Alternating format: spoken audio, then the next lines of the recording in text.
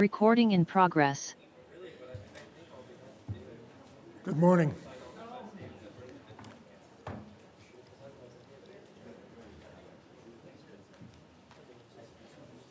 Let people get seated.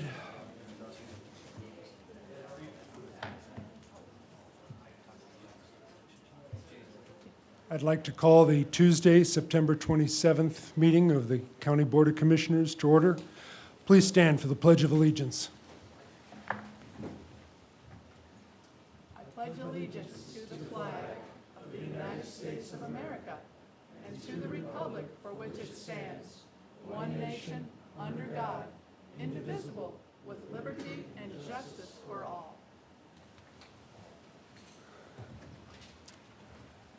Thank you. Our first order of business is opening and reading of bids. Mr. Meadows.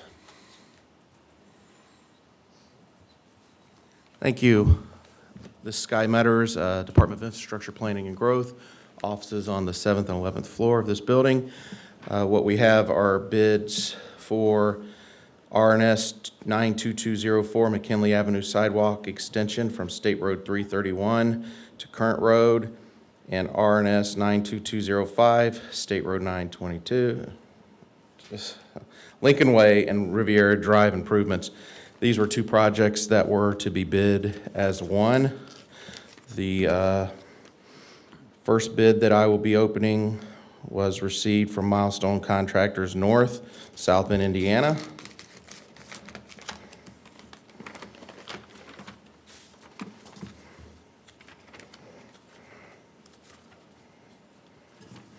That bid is in the amount of $799,400. That's Milestone Contractors North, $799,400. The next bid we received is from Reith Riley Construction of South Bend, Indiana.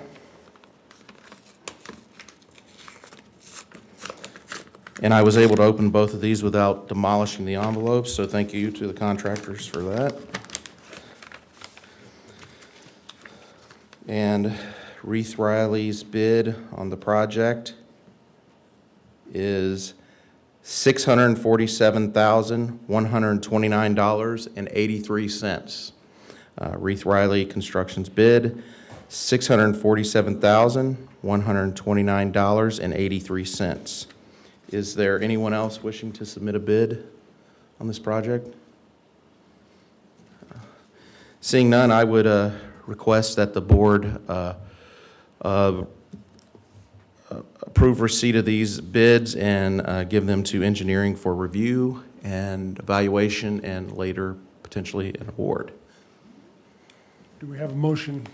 So moved. Second. Commissioner Dieter, how do you vote? Commissioner Fleming, how do you vote? Aye. Commissioner Baxmeyer, how do you vote? Aye. Thank you. Thank you.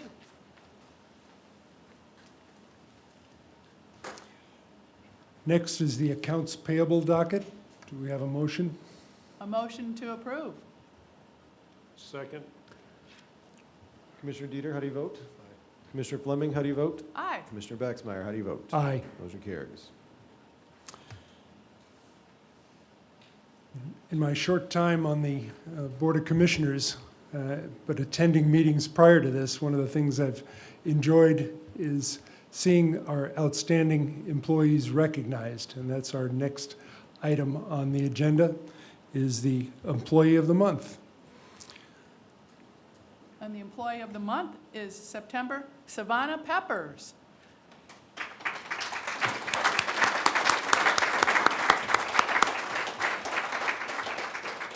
And Savannah is the glue that holds our front office together.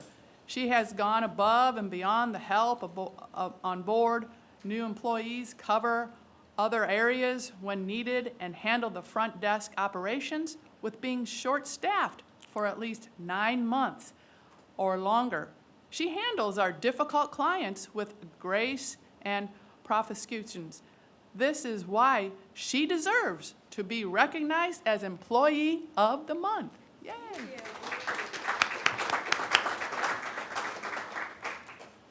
Jesse Carlton, Chief Probation Officer with the Adult Probation Department here on the 4th floor. It is an honor to have Savannah with us working in our department. She was nominated by some fellow staff members who have recognized just how important it is to have Savannah with us, helping us to cover, again, during that shortage of staff. She's been key to making sure that everything continues with all of the clientele that we supervise and work with over at Adult Probation. So thank you for this recognition. Thank you. Would you like to, let's Any come other up and get a comments? picture and, Yeah. thank you, Derek. Do we have, did you get? And I got, Oh, want me to take it here?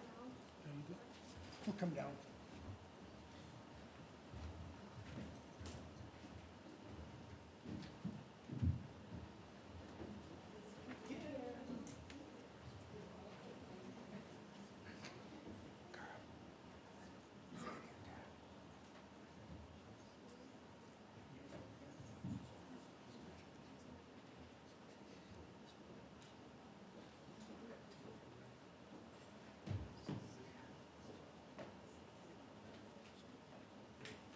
Jesse, do you want to get in the picture? Nope. Okay.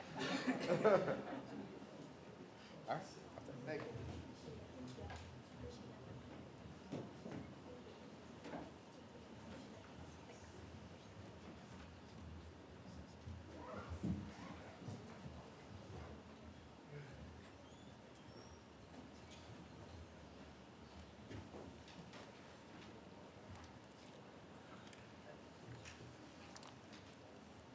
Next item is recognition of our Citizen of the Month for August. Commissioner Dieter. The Citizen of the Month is Miriam Aguilar. So Miriam and all your family, please step up to the podium. Amelia, go. Everybody.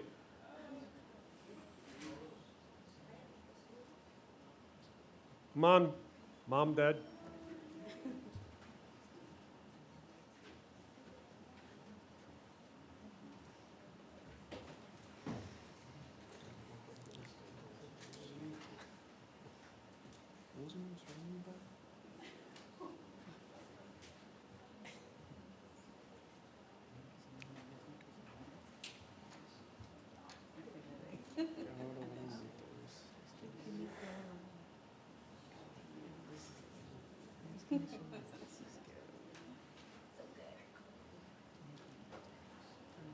Anybody in the hall? We need anybody else?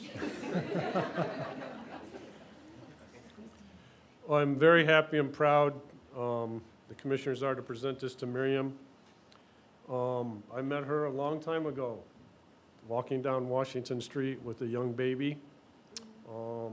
She did not look like she was in very good spirits, so we were able to basically take her to a place, the homeless shelter, which didn't work out, and therefore, her and her husband and her family resided with the Dieters for about a year. But that's not the story. The story is Miriam and her family. You can tell family-oriented, the things that she has done, working with business herself, starting daycares in the community, especially to help Hispanic people who did not have access to daycares. They now have 3 daycares. They now have a laundromat, a beautiful, what do you count, a compound up in Edwardsburg of the things you've done. But I will let Miriam, you can speak, because this isn't about us, this is about you, but I want you to tell the people of your journey and what you've done. So step up to the microphone, and Luis, you can help her. Well, I'm so blessed, first of all, to be here in this county. We have a lot of opportunities here, and one was that God put on our path, Derek and his family, and we are so blessed for that. We have a lot of experiences here, but one of the opportunities that Indiana gave it to us is to set up home daycares. And that gave me the opportunity to provide better future for children. So that's one of my goals, and I I remember Jackie Wolowski, that she's the one that support a lot of the families for childcare. And thanks God for her, because we have a lot of improvements in daycares since she was there. And now we have 3 daycares, and we have the opportunity to grow in, and now both running a home laundromat here in the town too. And all those businesses give us the opportunity to provide employees to the community of South Bend and St. Joe County. So thank you for this. No, thank you. It's truly the American dream, and do not get into a dance contest with Dad, I can tell you. So y'all want to come up here?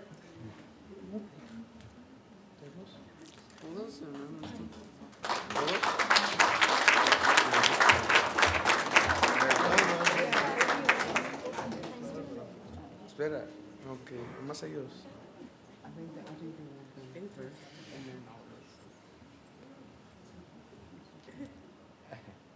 Sí, todos.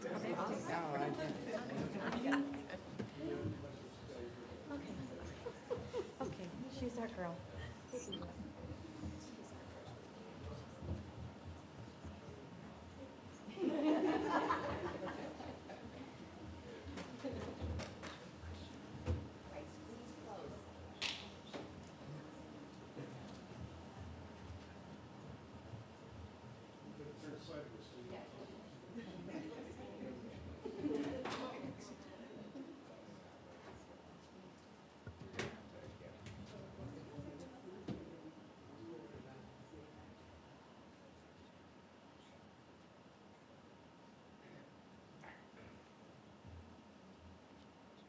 Got it.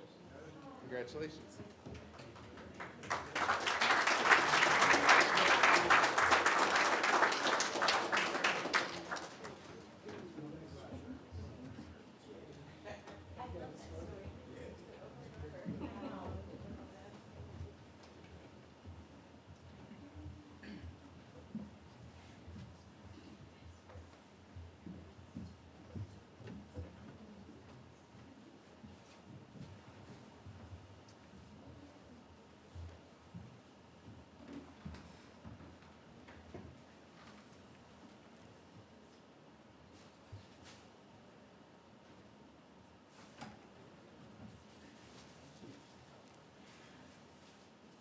The youth of the month, Ashan Williams.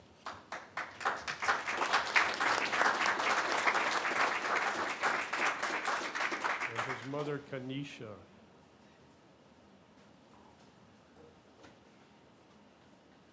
I first met Kanisha and her son and all her other children on a porch on Johnson Street a long time ago, it seems. But the young man, who was of just maybe 3 or 4 at the time, is now a freshman at Riley High School. Last year, he placed second in his weight class in wrestling in the 2022 meets. He lost 1 match the entire year. Mr. Mish said he will wrestle you after this meeting. Okay. Last year, he attended Jackson, where he was on the football team, which won the city championship with an undefeated season. Now he is a freshman, as I said, and more importantly, he has A's and B's in school. He's on the football team, which, congratulations on being in Washington. The other night. It was a cool run. But he plans to continue wrestling and track in his academics, and so he has a great future ahead. So I'm very proud of him and you, Kanisha. So if you want to talk about your son, the mic is yours. Sure. Thank you guys for this opportunity. So he said all of my other children. I have 6 children. Ashan is my 3rd born. I have 5 boys and 1 girl. Just like that young lady, I own 2 daycares, and I work for South Bend Schools. And yeah, my son is pretty awesome. He's an amazing athlete, very humble, but on the field, he is a beast. So I appreciate this opportunity, Mr. Dieter, and thank you. Okay, come on up.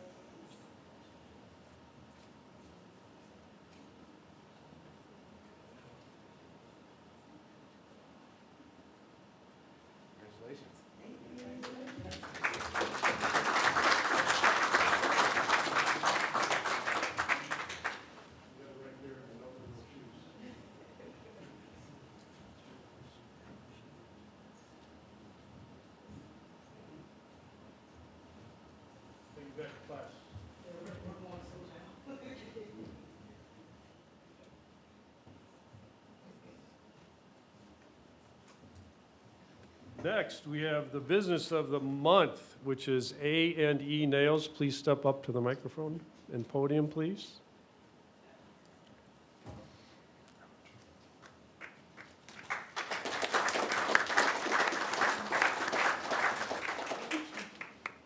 Get up closer, don't worry, it's all right.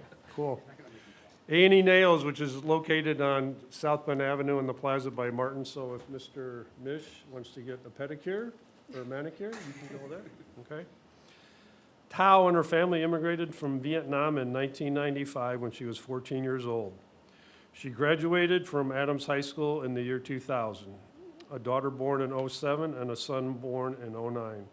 A single mother knew that she needed to provide a better life for her children, and in 2011, after many years of working as a nail technician, decided to open up her own business with the help of her sister, Deepo, and her brother, Pupo, who is a big bodybuilder, allegedly. She married to Rob Metzger in 2017. The name A&E Nails was named after her children, Angela and Eli. She's enjoyed servicing the local area for the past 11 years and has many fantastic clients. She has no plans on stopping anytime soon and plans to remain a fixture in the community for many years to come. So thank you. Okay, now you have to talk.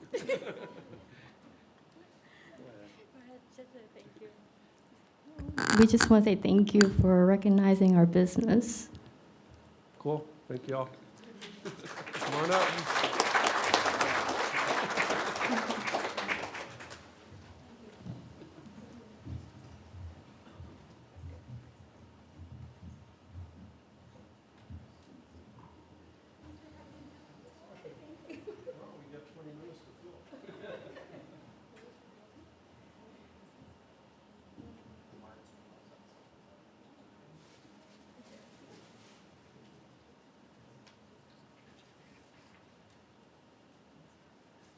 Congratulations.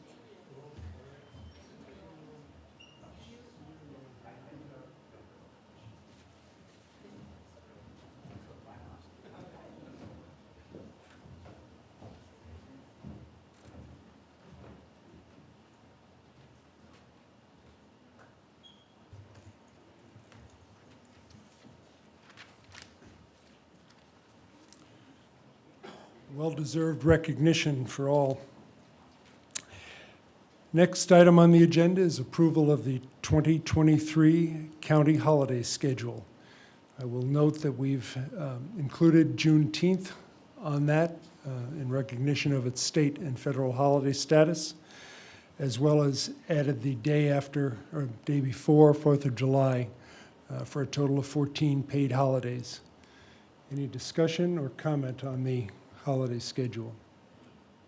Well, I just want to say I think that's a good idea because we adjusted things properly. So good.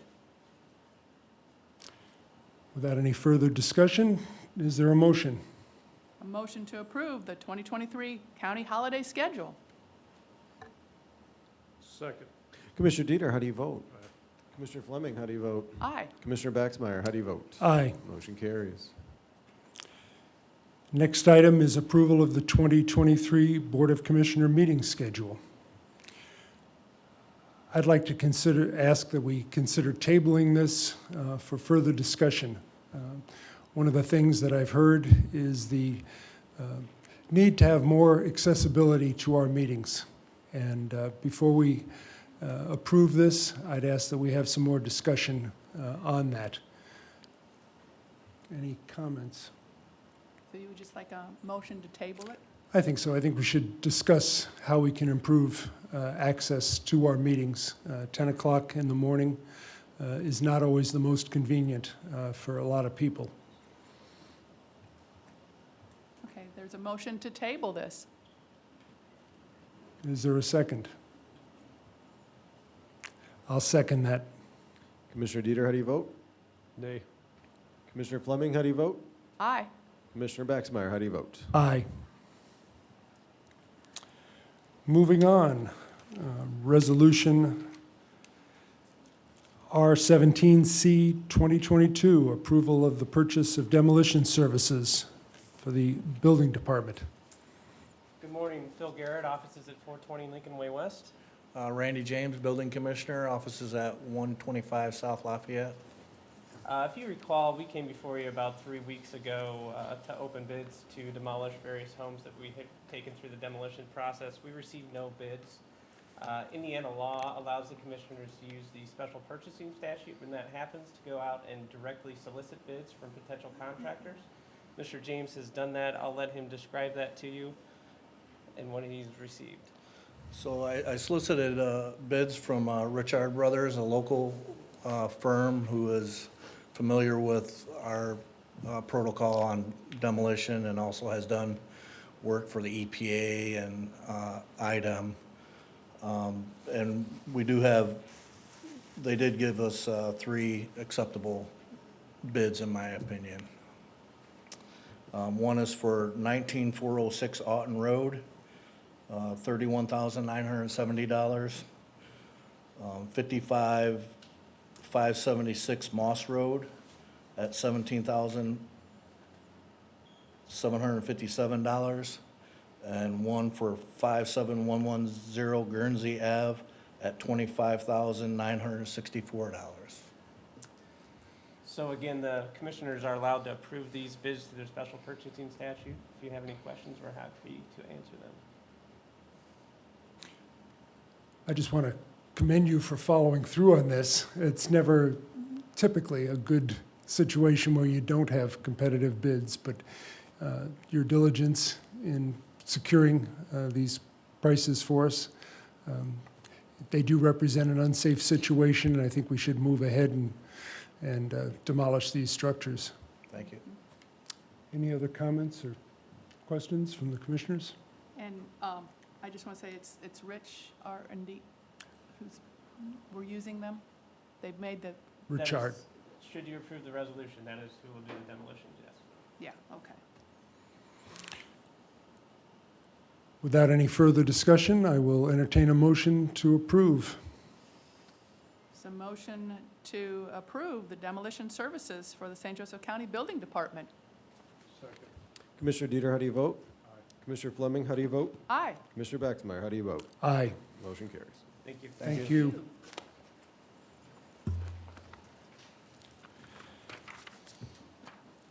Next is Resolution R18C 2022, approval of a development agreement between St. Joseph County Redevelopment Commission, and Ultim Cells LLC. Mr. President, members of the commissioners, I'd like to take this opportunity to thank you for the opportunity to make this presentation. We have 2 pieces of this presentation. First, we'd like to give a brief overview of Resolution R18C 2022. This is a resolution, there's 3 resolutions today that are similar to this. This resolution today is specific to the Board of Commissioners, and it asks for your approval of the development agreement that is attached. The development agreement it was before the Redevelopment Commission at 9 o'clock, and it was approved 5-0. It will go before you right now, and then goes before the County Council tonight as part of a dual presentation with a tax abatement that will be part of the incentive structure. So the resolution we're asking you to approves the development agreement that's attached and asks for signature on that once approved. What we'd like to do is give a little bit broader, because we haven't been before this board in total, we'd like to give a little broader overview of the Ultim Cells project. We have members of the team on the Zoom, and so I'm going to turn the presentation over to Jeff Ray to give an overview of the project. Hi, Mr. President, members of the commission, or commissioners. Jeff Ray, President and CEO of South Bend Regional Chamber with offices at 101 North Michigan here in downtown South Bend. Thank you for the opportunity to be with you this morning. As Bill mentioned, you've been part of various conversations. You've seen some things in the news about this, but we haven't been in front of you as a body to talk about this. So I wanted to just give a real high-level overview of the project. It's the best kept secret in town, I guess, right? Ultim Cells is considering St. Joseph County for a potential project. No final decisions have been made, but they are in process of, we hope, making the business case to their leadership about a potential location in St. Joseph County. So we wanted to walk through this. This is a little bit of, kind of what's happening in the country right now with innovation in the automotive industry. A lot of conversation happening about electric vehicles, and you will see on my slide up there that there's plants really happening all across the country, and Indiana is real well situated to service those sites. Ultim currently has 3 projects underway in other parts of the Midwest, one in Ohio, one in Tennessee,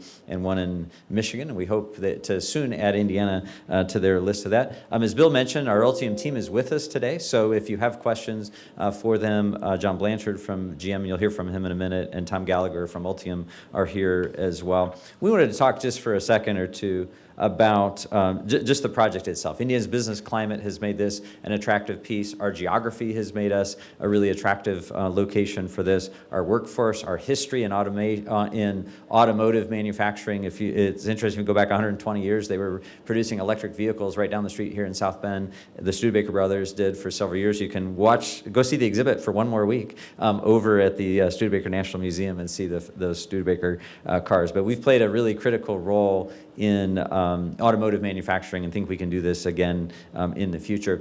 The work that you and the county, the Redevelopment Commission, the council have all done to prepare the IC site is really why we're able to be here today. You have done the things to help bring additional job growth and capital investment here, and we have a site that's very attractive for a lot of different reasons. And many of our team is also on with us today, whether it be the power company, the water, any of those things. So if you have questions, feel free to do this.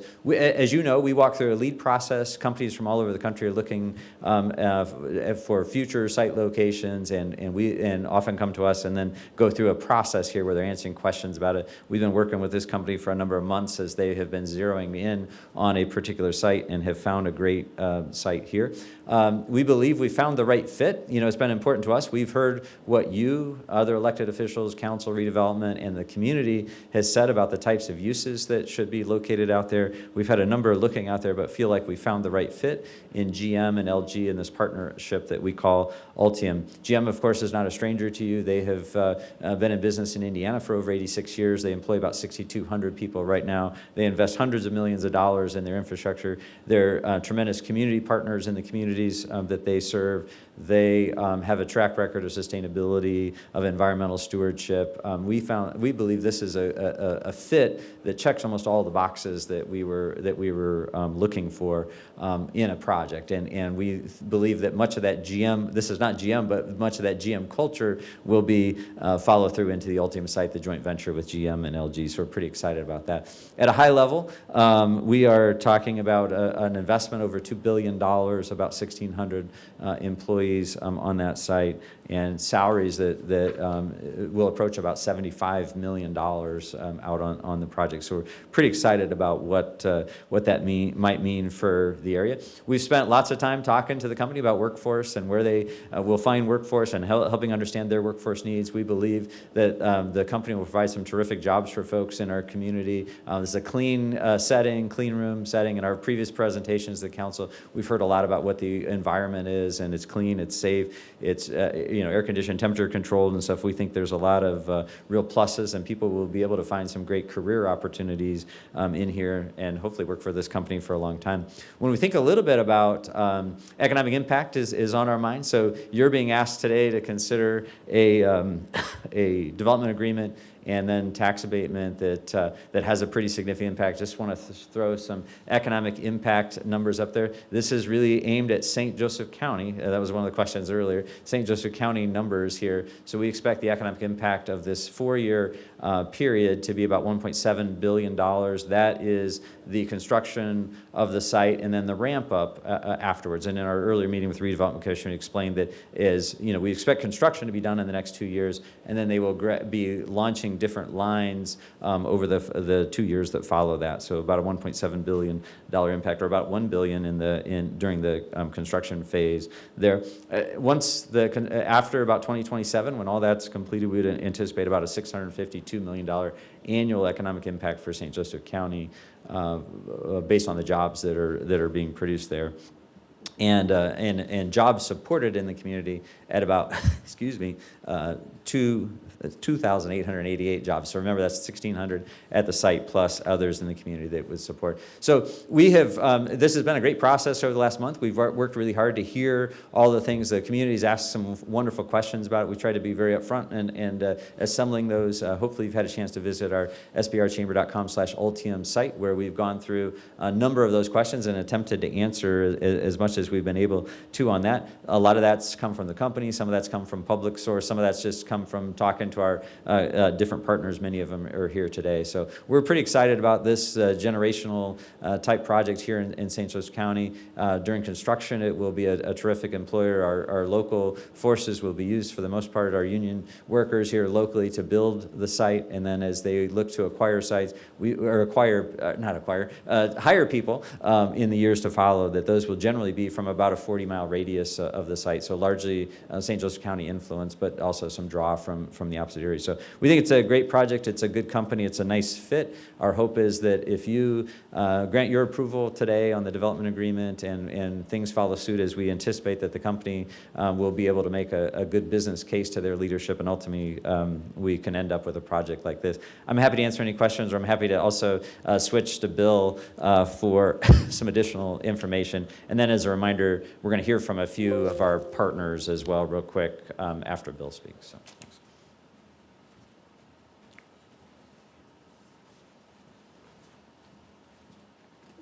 Thank you very much. What I'd like to do is talk a little bit about the development agreement. So when we talk about this project, the project site is what we call IEC Site 1. And IEC Site 1 is the site that's located at the northwest corner of State Road 2 in Larison.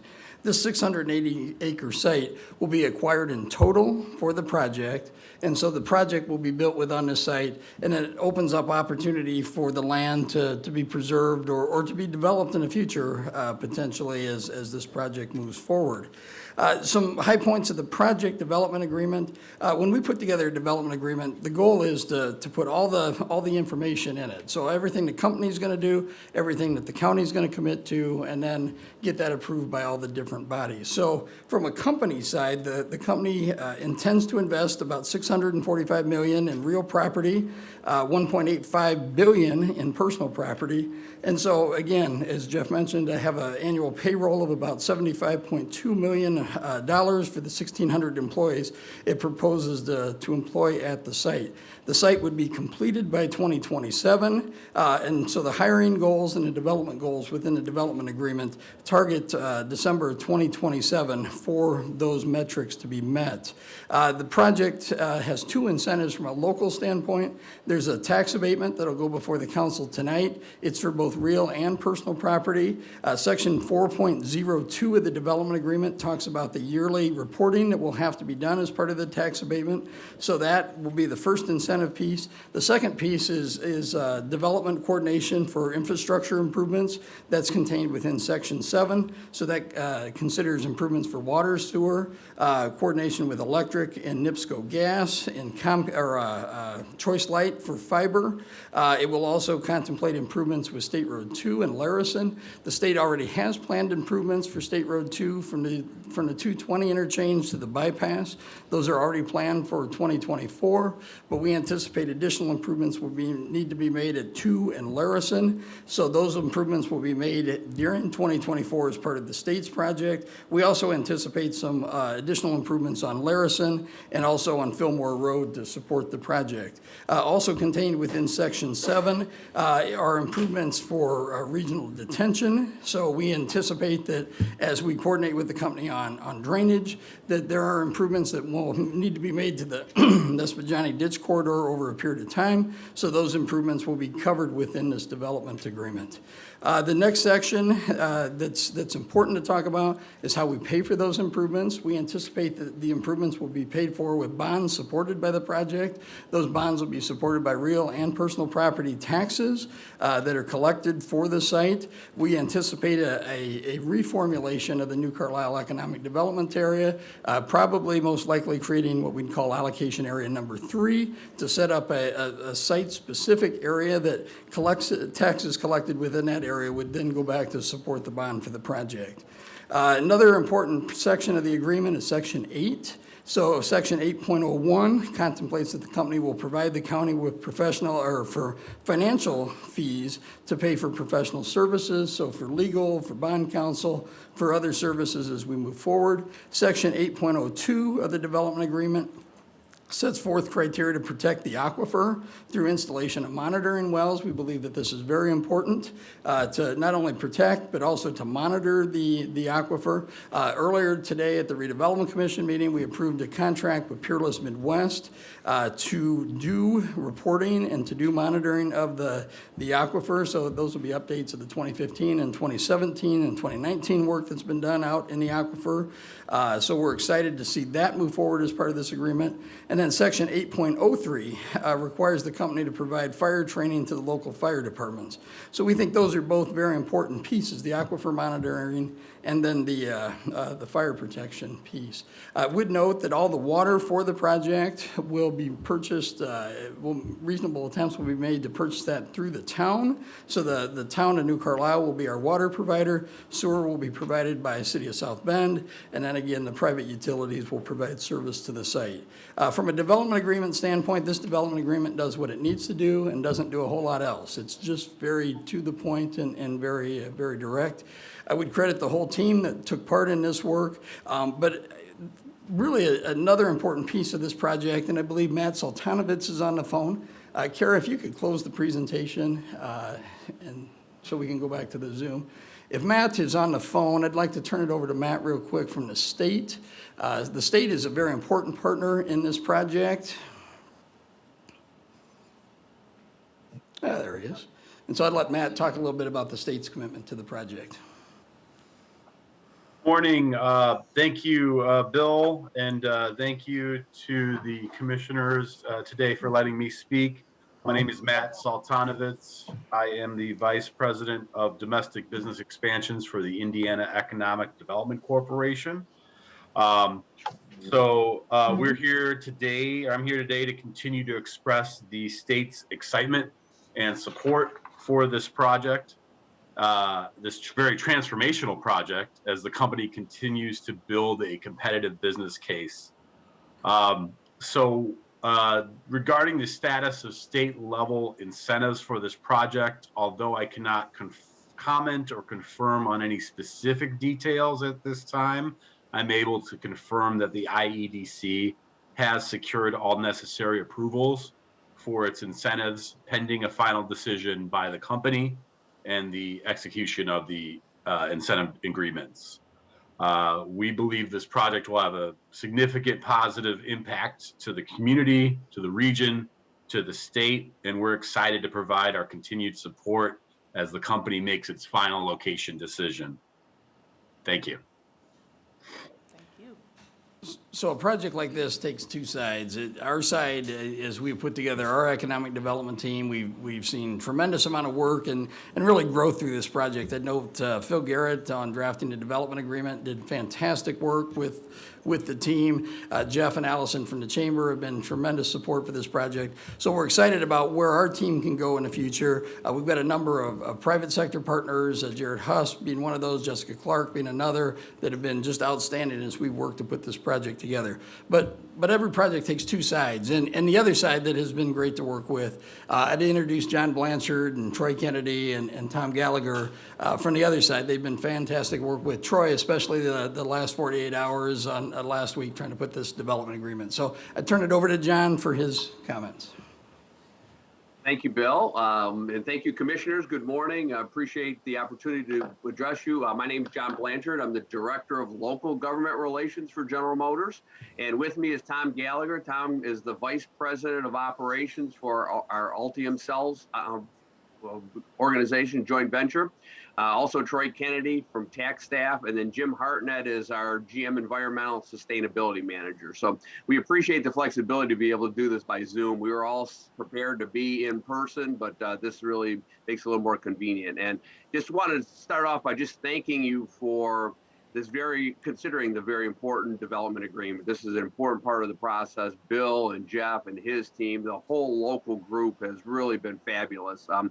This would be, we're considering our fourth different electric battery facility. That's good news and bad news. Good news is that we've learned a lot of things along the way with the other three locations, but there's also some challenges that we now need to incorporate. And the local team has just been top notch, I can say that, and we really do appreciate their support. Just as a little bit of background, over the past 2 years, GM has made major advancements in moving towards our zero emission, all electric future. We've announced 3 EV battery plants and 3 major battery electric vehicle programs in the United States. And now part of the focus with our Ultim Cells joint venture is to look at the potential for and the feasibility of constructing a 4th site. So we haven't made any decisions, but very detailed process, and we're excited about the opportunities there in St. Joseph's County. If a business case is approved, we really think that we would hope to have a decision on a potential investment yet this year. Very aggressive timeline, and then hopefully we would start construction once we made the investment decision and then the location decision, maybe even starting yet this year, early 2023. So very aggressive timeline. We couldn't have done it without the support of the local folks, and this is an important step in the process, and we really appreciate the Board of Commissioners considering this development agreement. Thank you. So I guess from this point, that would be our presentation. Again, what we're asking you to do is approve this resolution in support of the development agreement. We'll be happy to answer any questions. I think you want to take some public comment along the way, so we certainly step aside for that. Thank you. Thank you. Typically, we hold public comments at the end of the meeting, but I think because of the significance of this project, if there's somebody or persons who would like to make a comment at this point, please come up and to the microphone.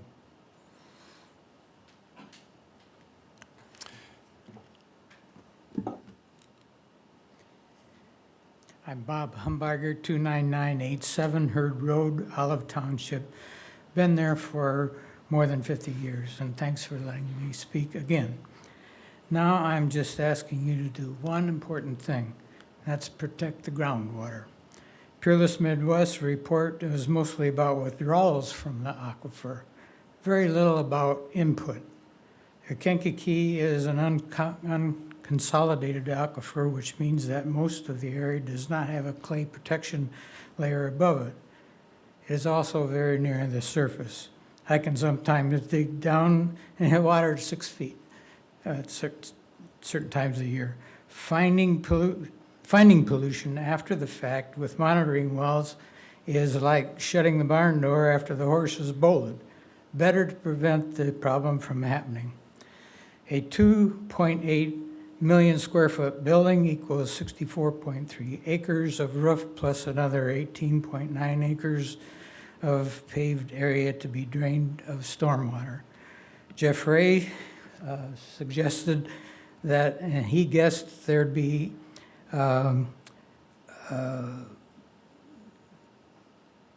interconnected dry wells and retention ponds to drain this.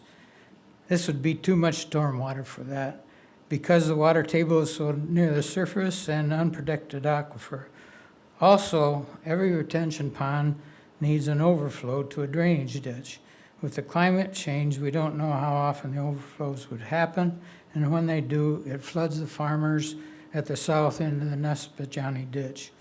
A cleaner solution would be a lightweight vegetated roof which would reduce and delay the runoff, and which would also lower summertime rooftop temperatures by evaporation and transpiration, which cools intake air for the AC and adds thermal and acoustical installation, which is right over the South Bend Airport flyway.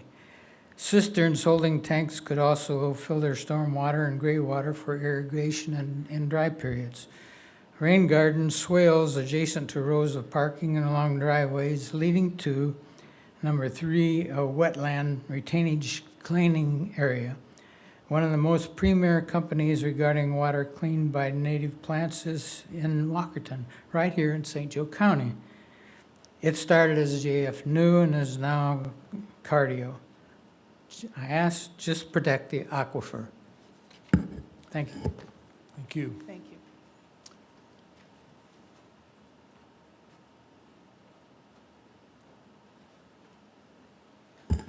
Good morning, Dan Caruso, 305 Compton Street, New Carlisle. I want to thank Jeff and Bill and the Infrastructure Planning and Growth and all of you for addressing any questions I've come up with. Still a few that are a little gray, but I am satisfied with the answers I'm getting. I would, Bill, the one thing you and I do agree on in this project is that rail would be perfect. And I understand from Allison that there's always a bottleneck in Chicago which causes a backup of materials for up to 2 weeks, which with an operation like this, you can't have that. But maybe we need to build our own railway, I don't know. It would be great if we could somehow get some of those trucks out of the area and use the rail. I completely agree with Bill on that rail is the way to go with any projects out in that area, because I just can't see the increased truck traffic fitting in very well with our community. It's a country community, and now all of a sudden you're going to just bring, as I look back on my trip to Elwood, Illinois, where we were in a big Yukon vehicle, which to me was huge. And we were the smallest vehicle on the road headed down towards the harbor, surrounded by semis. And somehow I see that for New Carlisle. I just wish we could get the rail deal taken care of. Thank you. Thank you.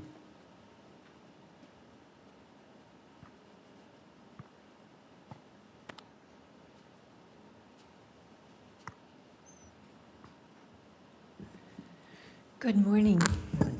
Deborah Doral, 21677 Otten Road, South Bend. Thank you for taking our comments at this time. We made the comments this morning to the RDC, so I apologize for reiterating these things, but just for your ears and to advocate for the environmental piece of this project. I think the county has come a long way. Bill's work and the consultant's work has done a lot. We have raised the bar in the last 5 years on this area, but there are, as Dan says, a few gray areas yet that we are still working on. As in most of these development projects, they move forward with not everything engraved in stone. And one of the things that we're going to be following up on with Jared and Bill is that we could be looking at, for the Nespajani ditch, which IDEM characterized that as already being maxed out by the Energy Center as far as its capacity for discharge and flow. And we should be looking at a two-stage ditch, which Mr. Baxmeyer, I think you're aware of Jen Tank and the work that she has done on this. If we have to do anything with the Nespajani ditch, we should really start looking at raising the bar on that ditch as it flows into the Kankakee River, the Mississippi, and then the Gulf.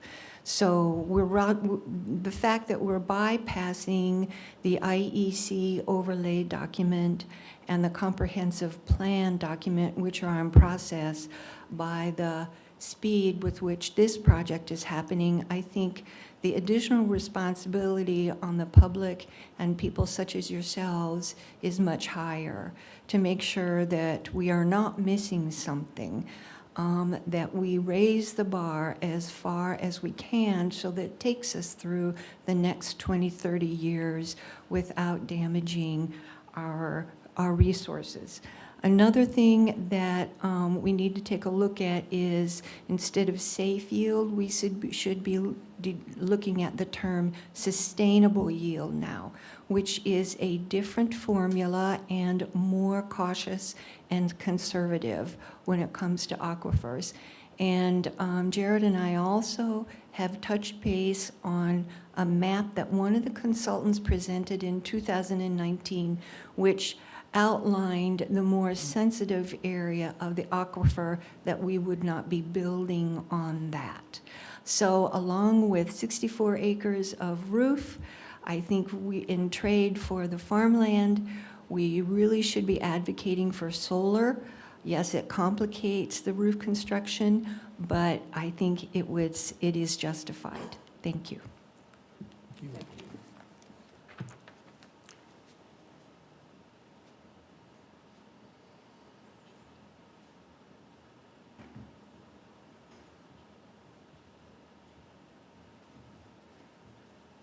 James Gardner, 1001 North Michigan Street, Lakeville, Indiana. Speaking on behalf of the St. Joseph Valley Building Trades, representing 7,500 local Michiana area construction workers. We encourage you guys to pass this project. This economic corridor that our forefathers and politics of the county, as well as the commissioners, this has been a foresight of developing this area for a project like this, and we highly encourage you guys to vote yes today for this project. We are very encouraged with what we've seen in the redevelopment, with utilization of trying their due diligence to utilize local workers to build this project, as well as employment. And we'd like to commend the Chamber of Commerce, Jeff Ray, Bill Shalios, and everyone's work. Voting yes today is in the best interest of the constituents that you represent. Thank you. Is there anybody else in the room who wishes to speak? If not, is there anyone online who wishes to? Yes, I would.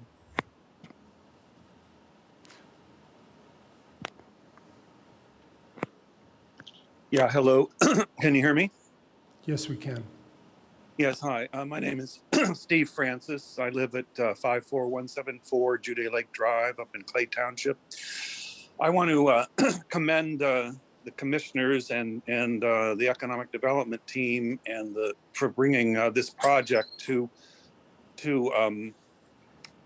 our county for your approval. I support it in general. I second the comments that I made before about protecting the aquifer, and I am glad to see a monitoring system at least in place that will be expanded, that will be looking at the quality of the aquifer, making sure that nothing is happening that would damage that. I do also feel like that information hopefully will be made public on a regular basis as the testing is done, so that we can reassure residents of the area that the aquifer is being kept clean. My remaining comments I'd like to make regarding the company and also the possibility of adding solar to the site. I commend the company for having aggressive goals for sustainability, hopefully being net zero by 2030 as they've promised or pledged in their sustainability literature. I do hope that a lot of that, or some of that at least, can be partially made up by direct purchases of solar energy as opposed to renewable energy certificates, which are just or can be very fungible and not assure us that the project itself is sustainable in terms of the amount of carbon that's being emitted. I think that to have a plant of this size without the capacity to add solar to the roof is a mistake. I think the company exists because of our response to climate change It wouldn't exist probably if we didn't need to create batteries, produce batteries for electric automobiles, and they should have a robust roof system that could support solar on 45 acres of land or of rooftop that could provide that solar. Lacking that, if they don't have that capability, they have other land that they could use, parking lots and such, to produce that energy directly from solar energy, or to perhaps tap into the honeysuckle farm that you recently approved.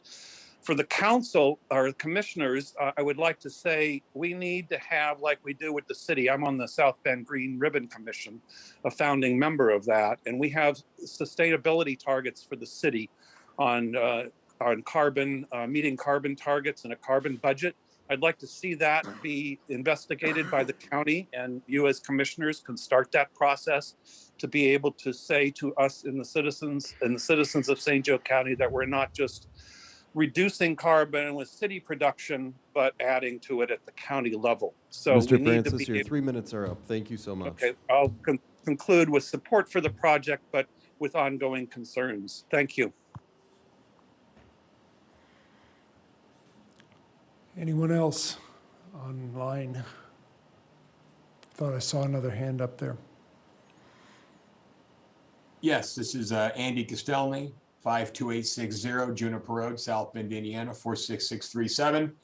I just want to lend my support to this project. This is exactly what we intended all those years ago when we began this process of improving economic development in St. Joseph County, especially in this area. These were the kind of projects that we were looking for.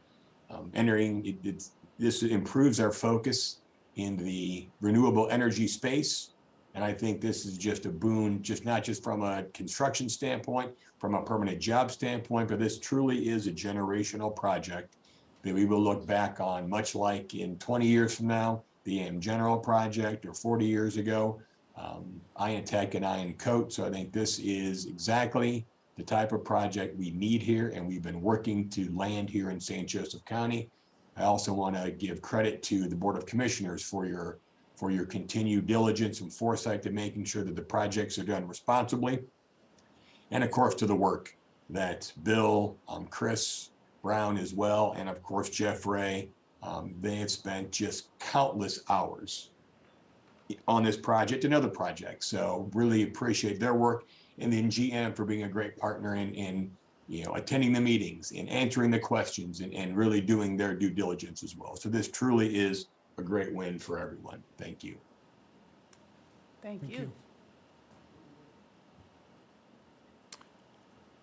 I believe we have another person who wishes to speak. Mary's iPad. Hello, my name is Mary Countryman, 52959 Timothy Road, New Carlisle.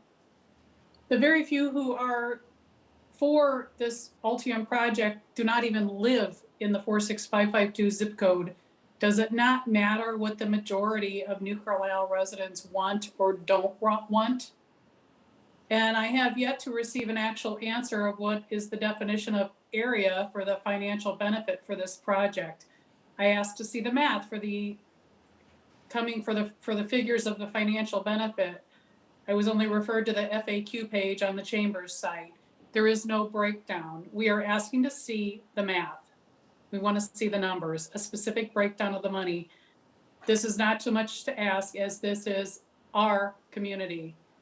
I ask that the county commissioners please work with the Redevelopment Commission and the county council to rework the TIF goals of the original TIF that was created in California in 1952, as it was intentionally, its original intention was to redevelop blight areas.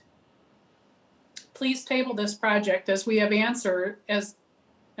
answers that show us the math and the money breakdown of who is actually going to benefit from this, what actual areas and what our local community will actually benefit, other than a starting wage of $16.50 per hour, which there are literally thousands of jobs in our area that pay more than that. The St. Joe County website alone has 38 jobs in the $30,000 to $40,000 range that are unfilled.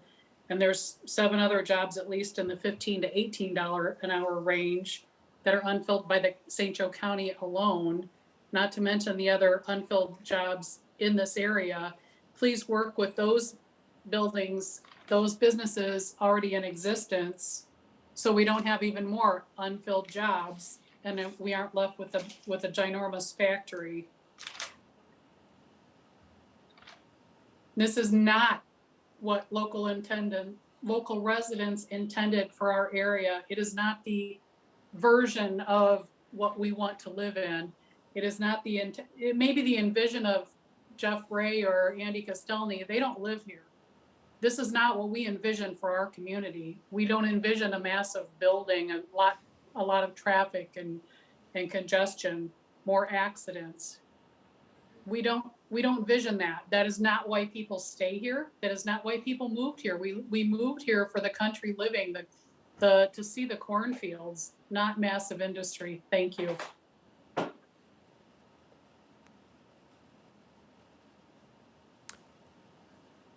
Anyone else wishes to speak?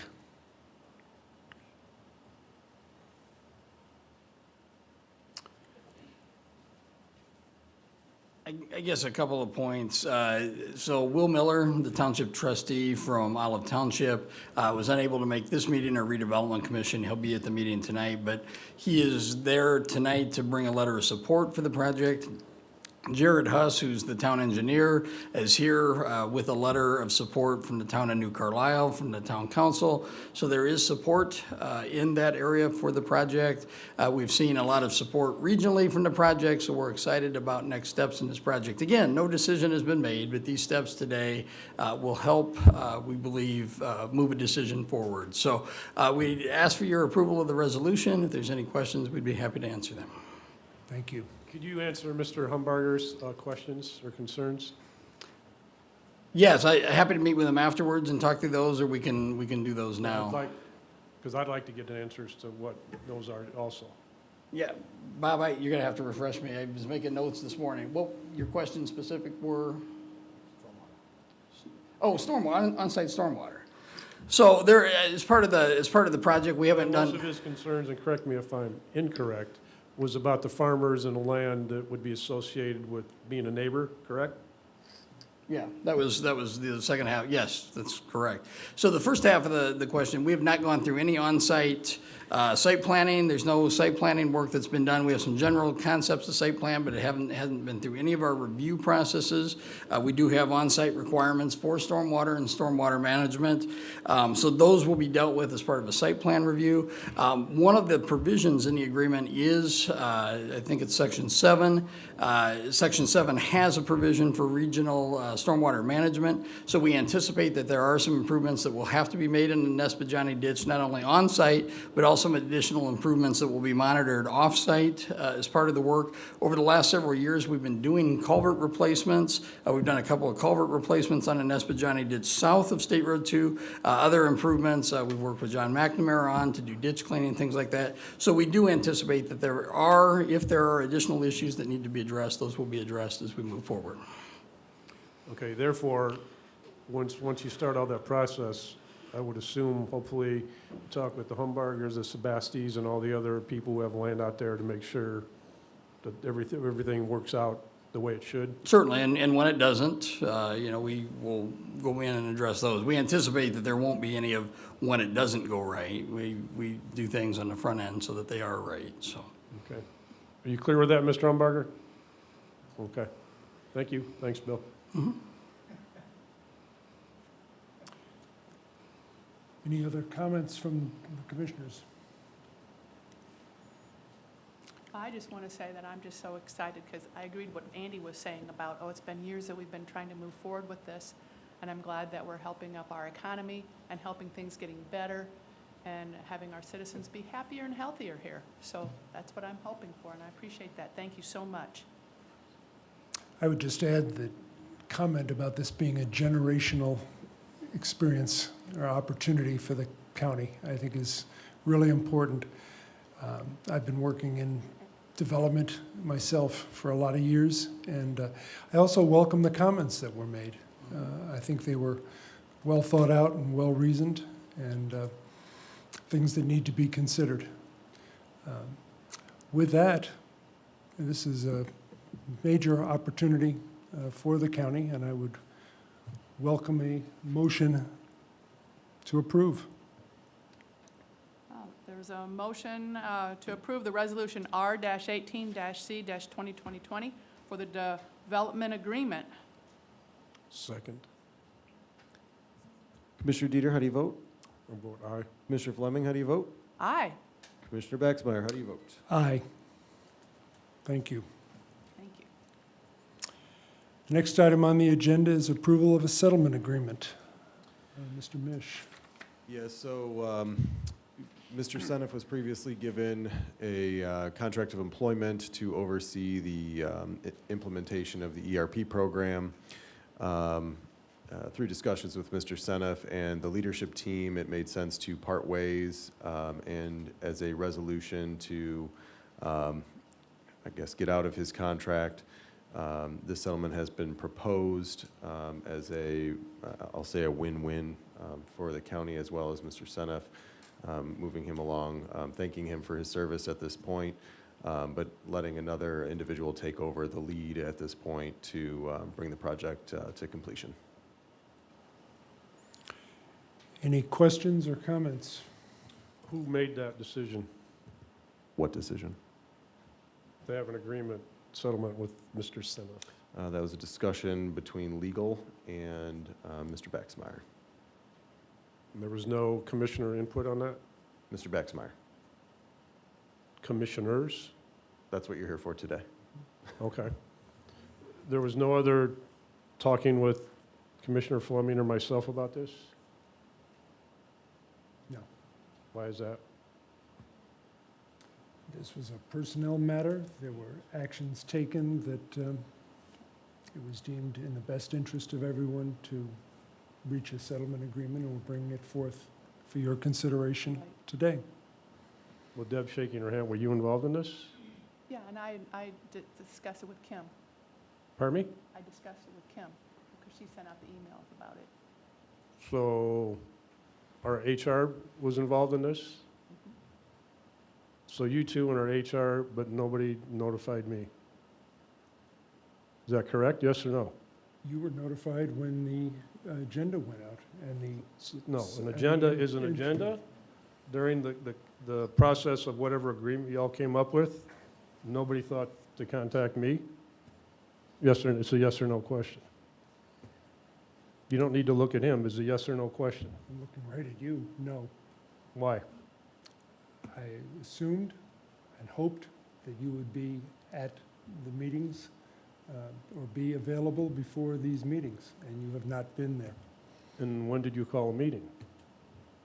We have a meeting standing. When did you call a meeting to talk about this agreement with Mr. Seneff?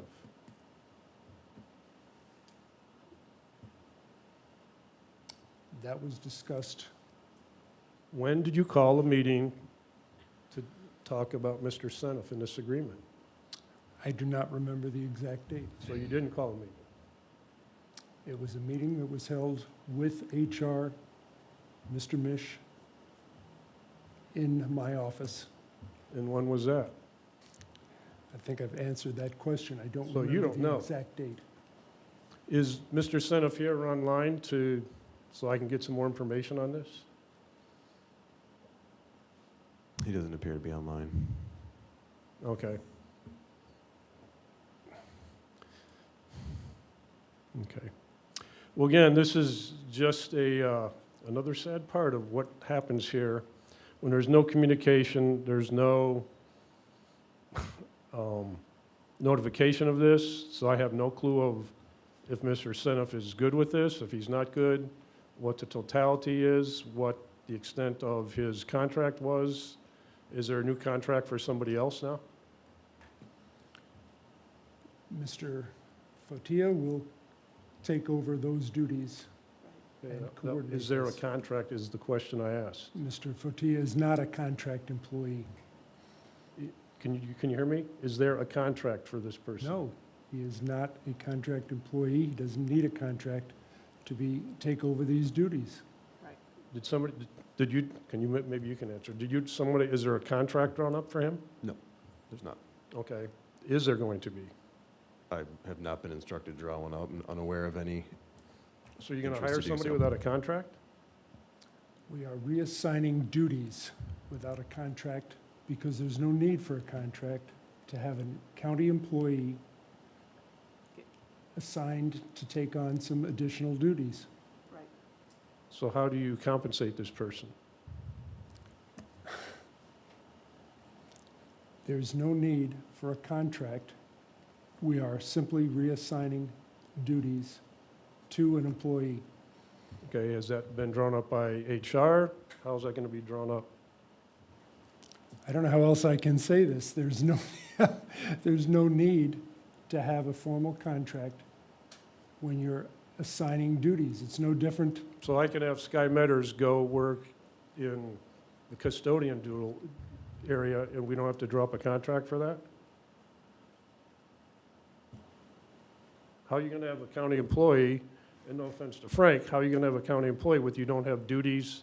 Is he going to be paid the same amount of money he is now? We will, oh, wait a minute.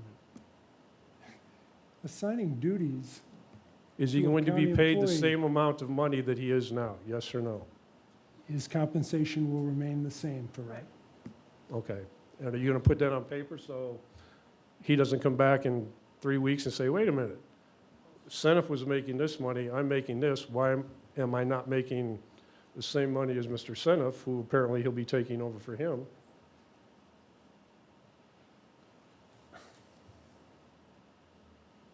Again, You have no idea. I have an idea. I don't see the need to renegotiate his compensation. No, I agree. I agree too, yes. Sure, of And- course you will, Deb. And I'd just like I to think this clarify. whole thing is ridiculous. Okay, first, Mr. Seneff isn't here to answer any questions. Second, nobody knows the totality of who, when, why, where all this stuff occurred. So I'm sure I'll be outvoted 2-1, but we need to, I guess, table this till I get more information. I'll put that in a motion, which I probably won't get a second. So make a motion to table this until we get some more information. Shocking, isn't it? Do we want to? No. I don't think so either. I will note that the motion was not seconded. I will also note that this agreement has been signed by Mr. Seneff. Right. True. And do you have that agreement with you?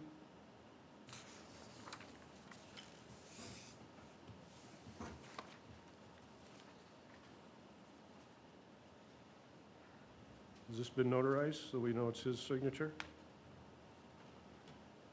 It was a DocuSign agreement that's been used multiple times with the county.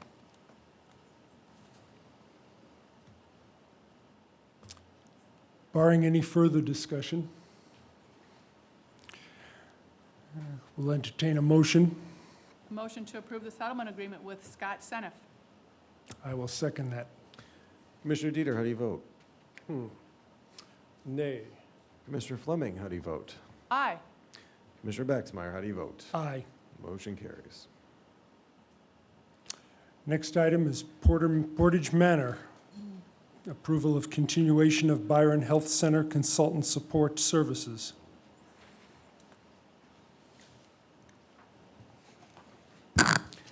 Morning, Commissioners. Frank Fotia, Vice President of the Board of Portage Manor. I am here representing Courtney Mullins, the Administrator, who is at a professional development conference today. So she sends her regrets for not being able to be here. Before you is a continuation of the partnership between Portage Manor and Byron Wellness Systems out of Fort Wayne. The current contract has expired. This just continues the ability to allow our Portage Manor staff to continue to use the support services at Byron Health, have Deb Lambert, their CEO, come at least once a week and help them rewrite their policies and continue to bring a lot of their documentation of these policies up to date, amongst other services as Ms. Mullins deems necessary. Any questions or comments from the commissioners? If not, do we have a motion to approve the continuation of the agreement with Byron Health Center? Yes, so moved, I approve that. Motion to approve it, yeah. Second. Commissioner Dieter, how do you vote? Aye. Commissioner Fleming, how do you vote? Aye. Commissioner Baxmeyer, how do you vote? Aye. Motion carries. Thank you. Thank you. Next is our consent agenda. We have one item on that, which is the Fall Frolic 2022 fundraiser run walk to be held on October 29th. Any questions or comments about the consent agenda item? If not, do we have a motion to approve? Motion to approve the consent agenda. Commissioner Dieter, how do you vote? Commissioner Fleming, how do you vote? Aye. Commissioner Baxmeyer, how do you vote? Aye. There being no old business, we will move on to public comments.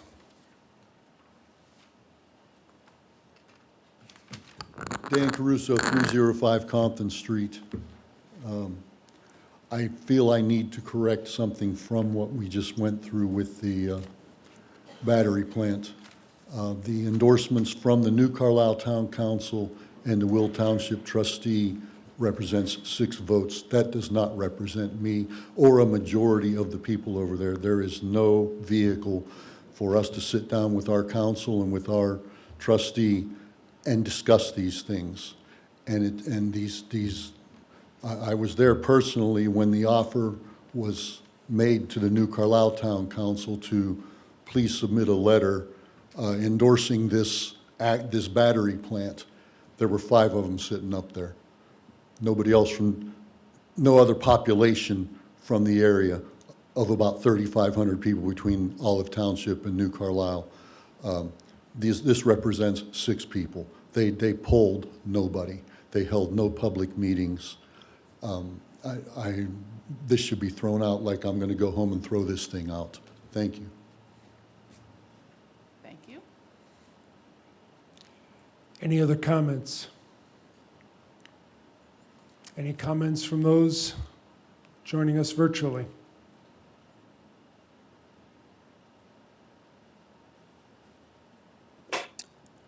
Hello, See. my name is, oops, I'm sorry. Go ahead, I'm sorry. Do you want Mary or somebody else? Mary's iPad. Thank you. My name is Mary Countryman, 52959 Timothy Road, New Carlisle, Indiana. I totally agree with Mr. Dan Caruso on the comment of the very few that are for this. They do not represent the greater majority of the New Carlisle residents. And honestly, I went to a meeting a few years ago at the Olive Township trustee office, and I was asked, why was I there? It was very clear, and I said, excuse me, and she says, who are you and why are you here? And I said my name, and I said, I'm here for the meeting, and she says, why? I said, because it's a public meeting. It's very clear there are some things that people are not welcome to.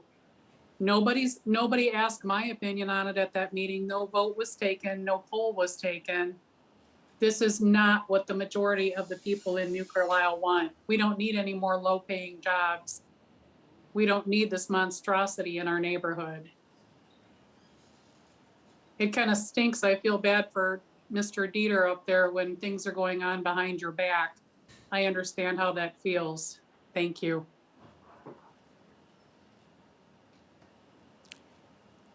Any other comments